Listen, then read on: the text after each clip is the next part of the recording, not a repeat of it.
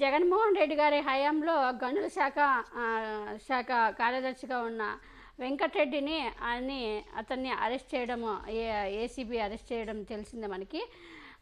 ఇప్పుడు అతనికి 50 రోజులు జైల్లో ఉన్న తర్వాత ఇప్పుడు బెయిల్ వచ్చింది. అది కూడా ఆ బెయిల్ కూడా అతనేం పెద్ద అంటే బెయిల్ అంటే గుట్టు చప్పుడు కాకోకుండా బెయిల్ ఇచ్చారని ఈరోజు ఏడుస్తున్నాయి పచ్చ మీడియా, పచ్చ పత్రికలు పెద్ద హెడ్లైన్ పెట్టు ఆయన పత్రికలు ప్రచురించారు. ఈనాడైతే పాపం మరి గురువు అయితే పచ్చ గురువు పాపం మరి విపరీతంగా ఏడుస్తున్నట్టున్నాడు. ఆయన చనిపోయిన ఆయన కొడుకున్నాడుగా, ఆయన పాపం చాలా బాధపడుతూ రాసినట్టున్నారు.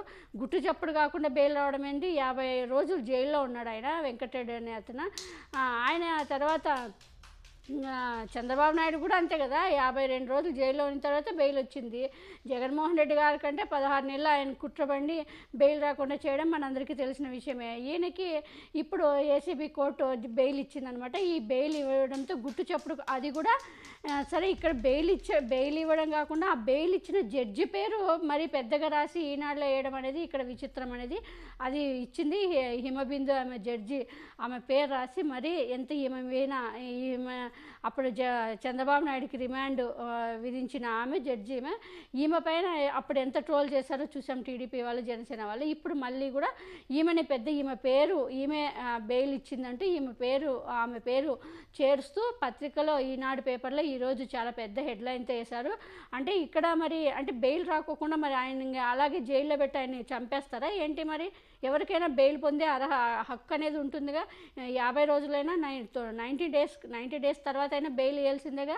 కానీ ఏదో వీళ్ళకి పాపం వీళ్ళకి చెప్పి వీళ్ళ పర్మిషన్ తీసుకోకుండా జడ్జి గారు ఏదో బెయిల్ ఇచ్చినట్టు వీళ్ళు తెగ్గ ఫీల్ అయిపోయి ఏడుస్తున్నారనమాట. ఈరోజు ఎంత పెద్ద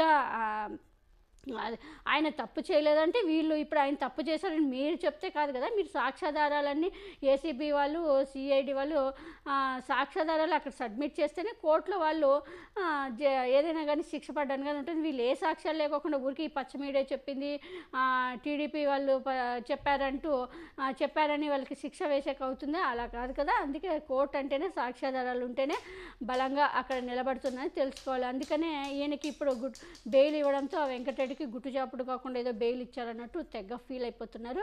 అంతేకాకుండా ప్రతి 50,000 పూచీకత్తుతో ప్రతి శనివారము ఏసీబీ సిఐయు ఆఫీసు ముందు హాజరు కావాలని కూడా సంతకం పెట్టారు ప్రతి శనివారం అని కూడా తీర్పిచ్చారు. కానీ ఇదేదో పెద్ద తప్పైనట్టు, ఇదేదో పెద్ద ఘోరమైనట్టు, పెద్ద ఏదో ఆయనకు బెయిల్ ఇవ్వకూడదు, ఆయన జైల్లోనే చావాలా, జైల్లోనే చచ్చిపోవాలన్నట్టు వీళ్ళు తెగ పాపం వీళ్ళకి తెలియకోకుండా బెయిల్ ఇచ్చారని తెగ ఫీల్ అయిపోతున్నారనమాట ఈ పచ్చ పత్రికలు, పచ్చ మీడియా అనమాట. అంటే ఎవరికి వీళ్ళకి నచ్చిన వాళ్ళు మాత్రమే బయట ఉండాలి, నచ్చుకోకుండా ఉండే వాళ్ళందరూ జైల్లోనే మురగాలన్నట్టు పెద్ద పాపం ఫీల్ అయిపోతున్నారు అన్నమాట. ఎప్పుడు అంటే ప్రతి ఒక్కరు అంటే ఇంకా జడ్జిలు, కోర్టులు కూడా వీళ్ళని అడిగే తీర్పులు ఇవ్వాలనే టైప్లో వీళ్ళ ప్రవర్తన ఉంది అనమాట.